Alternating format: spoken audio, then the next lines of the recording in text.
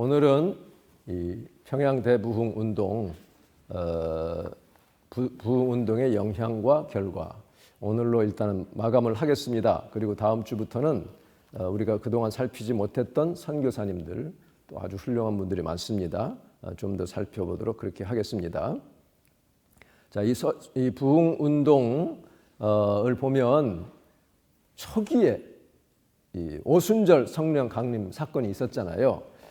그때 성령 충만을 받아서 사람들이 막 복음을 전하고 하루에 3,000명씩 회개하고 이렇게 그런 역사, 하여튼 그 사건으로 예루살렘 교회가 태동하는 원동력이 되었잖아요. 그렇듯이 이 평양 대부흥 운동은 한국 교회가 틀을 다질 수 있었던 아주 중요한 초석이 되는 그런 사건이었습니다. 그래서 이때 평양 말하자면 대부흥, 특히 회개 역사로부터 시작했죠. 그래서 개인이 각성하고 회개하고 새로 지음을 받고 하는 그런 일들이 이제는 사회로 또 민족 전체의 어떤 각성으로 이렇게 이어졌습니다. 그래서 한국 교회가 사회와 민족을 선도하는 중심 기관으로 자리 잡는 아주 좋은 계기가 되었어요. 그래서 이 평양 대부흥 운동이 얼마나 엄청난 사건이었는지 세계 교회사가들이 이것을 보고서 놀라고요, 간증하는 그런 역사가 있습니다.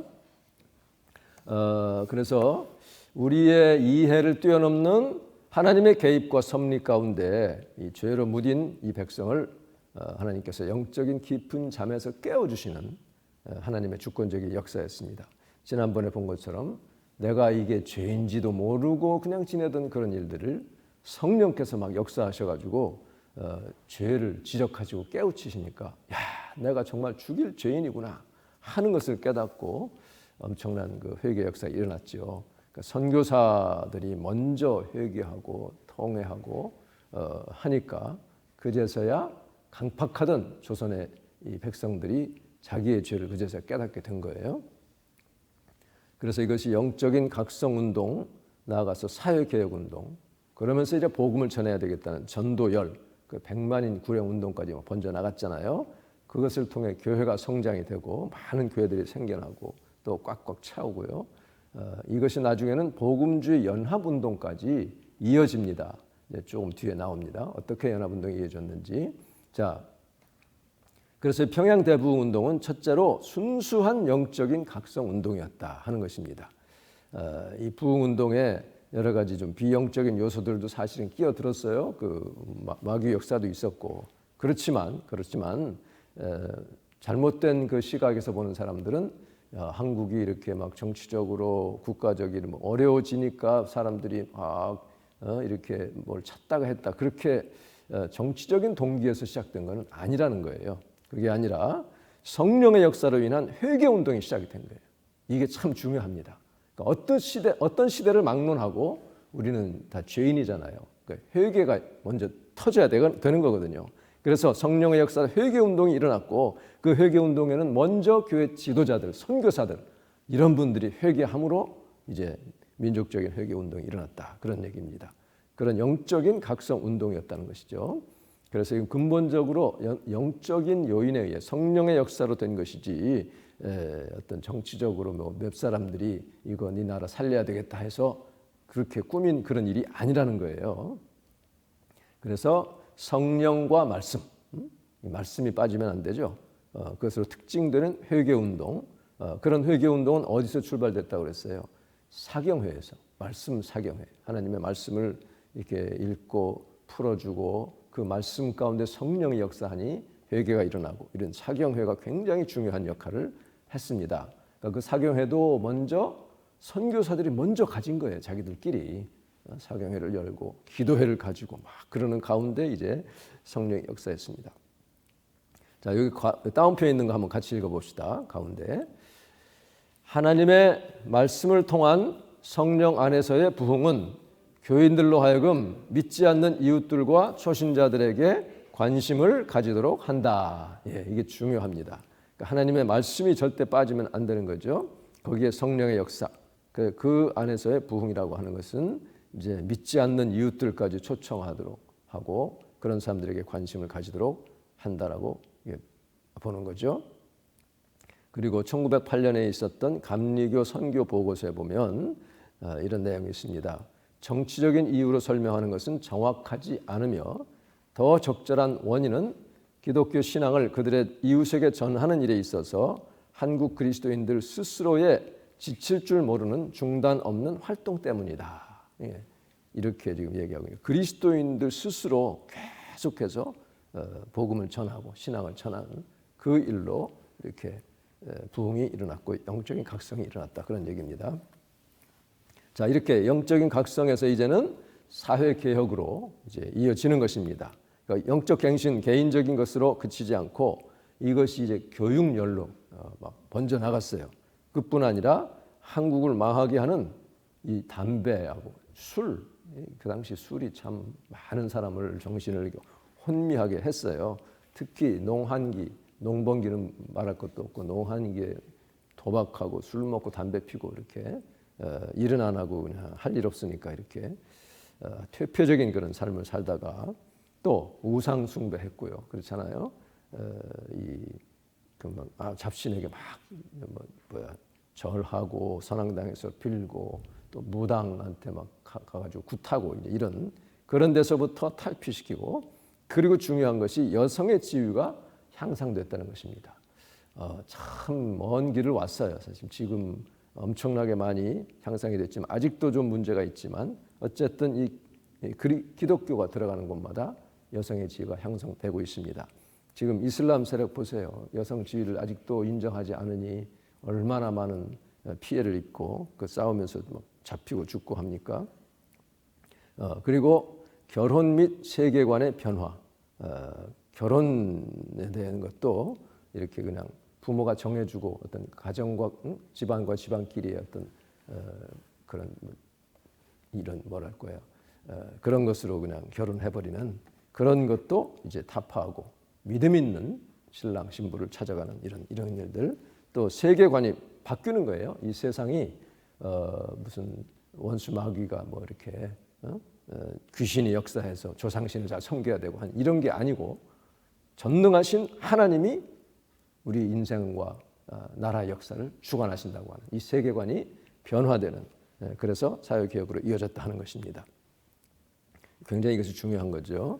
그래서 과거의 한국 교회, 교회 안에서도 그런 악습, 한국 사회죠. 한국 사회 악습이죠. 노름하고 일부 다처제를 하는 그런 관습, 첩을 두고 막 이러던 그런 사회 관습들이 이제 폐지되기 시작합니다. 그러니까 교회에 오면서부터 이제 이런 것들을 성령께서 자꾸 컨택트를 하니까 이러면 안 되겠다 이렇게 해서 이제 폐지가 되죠. 조상 신격과는 조상 숭배가 점점 사라져서 문화적으로 종교, 정치, 경제, 사회 전반에 걸쳐서 한국이 근대화되는데 엄청난 영향을 끼친 것이 바로 기독교요. 거기에 큰 불을 당긴 것이 바로 평양 대부흥 운동이었습니다. 그러니까 하나님이 기다리셨다가 선교사들을 먼저 보내시고 이렇게 잘 익도록 이렇게 하셨다가 1903년 원산 부흥 운동으로부터 해가지고 이렇게 대부흥 운동을 일으켰습니다. 1910년을 전후해서 교회가 정화됐고, 이게 중요합니다. 교회 안에서도 이런 악습이 있었던 것이 이제 회개 운동이 일어나면서 정화가 됐고, 기독교인이 윤리적인 삶, 도덕적인 어떤 그 회복 이런 것들이 일어나게 됩니다. 그러니까 대부흥 운동이 없었으면 그냥 뭐 죄 지으면서도 죄인 줄 모르고 교회 안에서도 계급이 있고 뭐 술 담배 다 하고 일부 다처 다 하고 아마 그렇게 지냈을 거예요. 그러면 이 세상하고 별로 다를 것도 없고 거기에 뭐 그냥 전 보러 갈 사람도 가고 뭐 이런 식으로 했을지도 모릅니다. 그래서 이 해리스라고 하는 북감리교회 선교사가 총회 보고를 한 내용이 있는데 제가 잠깐 읽어드릴게요. 짤막한데요. 1908년에 이제 볼티모어에 가서 그 간증을 합니다. 보고합니다. 이 부흥 운동의 효과는 전적으로 훌륭했습니다. 즉 교회의 신앙 수준이 더 높아졌고 미리 자상한 성경 교육이 있었으므로 광신은 거의 없었고 정신이상 같은 결과는 하나도 없었고 수천 명의 신도가 올바른 마음의 자세를 세웠고 다수인에게 성직의 소명을 받게 하였고 많은 사람들이 성직의 소명을 받았어요. 그보다 더 많은 교회들이 성경 말씀을 공부하기 위해 무려 2,000명의 대집회가 한 장소에서 거행되었으며 수천 명이 글 읽기를 배우고 문맹이 퇴치되기 시작하는 거예요. 기독교를 알아보려고 문의하며 술주정꾼, 도박꾼, 도적놈, 오입쟁이, 살인, 도박, 광신적 유학자들, 구태의연한 불교 신도들, 수천 명의 잡신을 섬기는 사람들이 그리스도 안에서 새 사람이 되었으니 옛 것은 모두 다 지나가고 말았습니다. 엄청난 승리의 보고를 여기서 이제 했습니다. 그래서 길선주 이제 나중에 목사가 되신 이 장로죠. 뭐라고 했냐면 교인의 자녀들이 담배 피우는 것뿐 아니라 담배 공장에서 일하는 것도 금하니까 다 순종을 했어요. 그래서 담배 공장에서 일하다가 그냥 나오게 되고요. 그래서 하나님께서 직접 이렇게 드러내지 않으셨다면, 현시하지 않으셨다면 한국 교회는 단지 외형적으로만 막 대단했을 것이고 사탄이 지배했을 것이며 극소수만 구원받았을 것입니다. 이렇게 그가 제임스 게일 선교사에게 이런 편지를 길선주 목사가 썼습니다. 그러니까 성령의 대부흥의 역사가 있지 않았으면 정말 한국 교회는 이렇게 성장하지 못했을 것이다. 사회 개혁도 변화도 없었을 것이다. 이렇게 얘기하고 있습니다.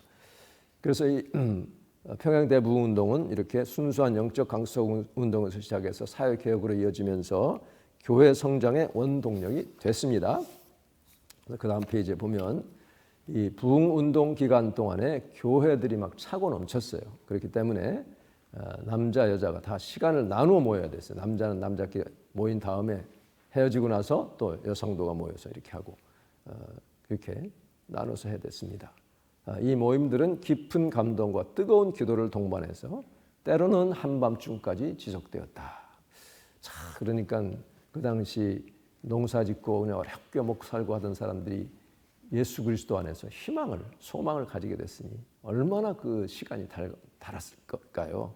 그러니까 저도 이렇게 부흥회 옛날에 참여한 그 기억을 해보면 정말 그 시간 아주 시간 가는 줄 모르고 확 빠졌던 그런 기억이 납니다. 성령이 이렇게 역사하시면 그런 일이 있죠. 영국의 한 주교가 런던 타임즈에 기고를 했어요. 하면서 한국의 놀라운 권능의 현시가 이제 나타났는데 이것이 요한 웨슬레의 자기네 나라죠. 부흥 운동과 견주어서 이렇게 또 비교한 내용도 있습니다. 그래서 이 북감리교만 볼 때도 그 성장 비율이요. 초신자가 303%가 됐고요. 엄청 3배죠, 3배. 등록교인이 219%. 같은 해 세례받은 사람, 그러니까는 그 해에 예수 믿어서 그 해 세례받은 사람이 200%가 됐고 학습인도 거의 100% 성장하는 이런 역사가 있었다는 것을 보고하고 있습니다. 그러니까 1884년에 선교사가 처음 입국했잖아요. 그리고 20년 후가 지난 1905년 그때에 벌써 5만 명에서 1907년에는 대부흥운동 이후에는 그 지난 다음에 1909년에 20만 명이 됐어요. 엄청난 성장을 하게 됐습니다. 그리고 1910년 한 해 동안 서울에서만 13,000명이 새로 입교를 했고 또 강화도 지역은 그 부흥운동 이후에 섬 인구의 반 이상이 교인이 됐습니다. 저도 청년 때 강화도에서 온 청년들이 있더라고요. 떨어진 곳인데도 그곳까지 성령의 역사를 했습니다. 그리고 대구에서는 회심자가 1905년에 2,000명 미만이었다가 1907년에 6,100, 3배 이상 늘었고요.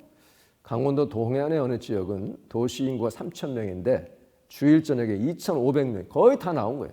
다 와서 예배드리는 그런 놀라운 역사가 있었습니다. 그리고 장로교 선교회 통계에 의하면 장로교인들 1903년에 19,000이었다가 1907년에는 57,000이 됐고 1911년에는 14만이 되는 이게 이제 100만인 구령운동과 함께 이렇게 이제 많이 성장을 한 것을 보여주게 됩니다.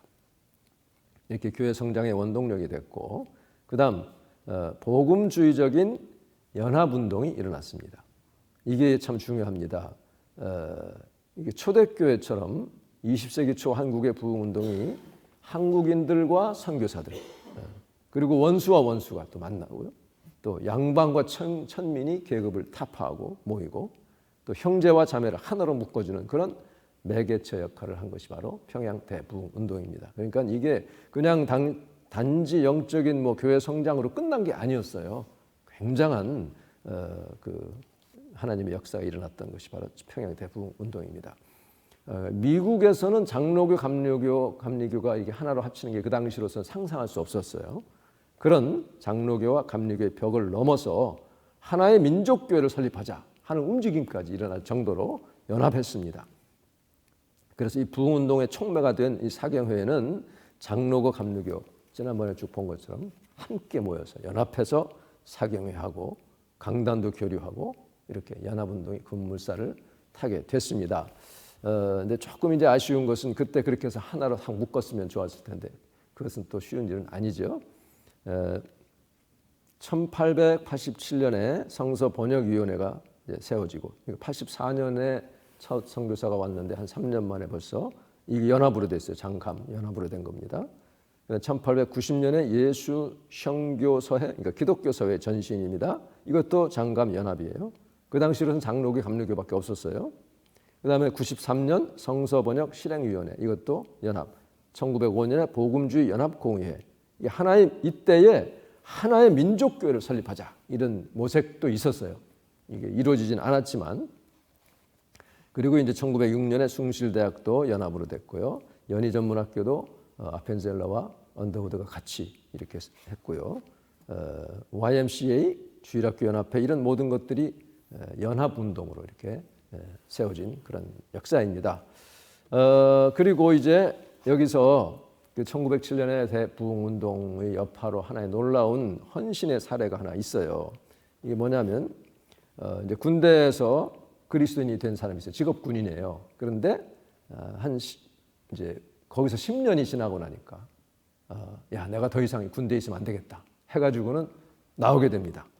진리에 대한 갈급함, 또 절제된 성결에 대한 추구, 또 종교적인 열정으로 직업 군인을 사임합니다. 그리고는 이제 농사를 지으면서 집집마다 복음을 전하는 거예요. 참 아주 순수한 사람이죠.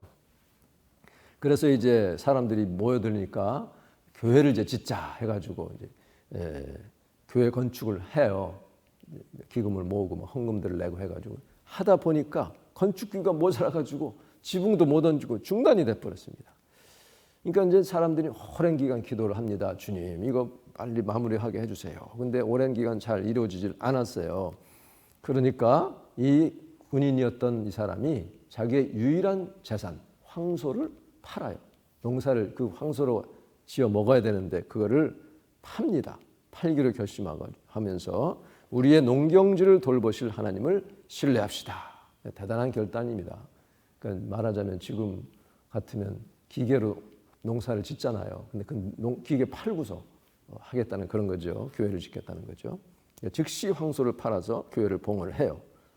근데 몇 주 후에 선교사가 방문해 보니까 이 그리스도인 형제가 형제가 나란히 쟁기를 들고 가고 늙은 아버지는 그 쟁기를 잡고 밭이랑을 이렇게 갈고 있는 그런 모습을 눈물겹게 목도한 그런 내용이 W.B. 해리슨이 Practical Christianity라는 그 기고문에서 기고한 것이 여기 기록되어 있어요. 이처럼 성령의 역사는 개인의 인생관, 세계관도 변화시킵니다. 내가 이거 있어야 먹고 살고 이러던 자기의 나름대로 어떤 인생관을 완전히 뒤바뀌어서 먹고 사는 건 주님이 알아서 해주시겠다 하고 하는 거죠. 세상에서의 사회 변화 동력으로 작용하게 됩니다. 그래서 결론적으로 이걸 우리가 돌이켜보면 평양 대부흥 운동이 지난 세기 동안 20세기죠. 한국 교회를 지탱해준 원동력이 된 거예요. 그러니까 그 대부흥 운동으로 인해서 교회도 갱신이 됐고 아까 말씀한 것처럼 그게 없었으면 그냥 뭐 죄 지으면서 또 일부 다쳐 뭐 첩 다 드리면서 노름할 거다 하면서 술 먹고 담배 피우고 하면서 그냥 했을 거예요. 그러면 사회에 어떤 그 등대 역할도 못 했을 것이고 소금도 못 되고 그냥 소수만 그냥 겨우 있었을 텐데 이 한국 교회를 그 정말 지탱해주는 원동력이 된 것입니다. 그러니까 성령께서 하나님께서 큰 뜻 가운데 이렇게 한국 교회를 일으켜 주셨다. 그 불씨가 아직도 남아 있고요. 우리가 그래서 이 땅에 다시금 부흥을 사모해야 됩니다. 기도의 불씨, 성령의 불씨, 부흥의 불씨가 될 수 있기를 바랍니다. 그래서 지금도 성령은 기다리고 계시고 하나님의 때를 지금 때에 이루실 줄로 믿습니다.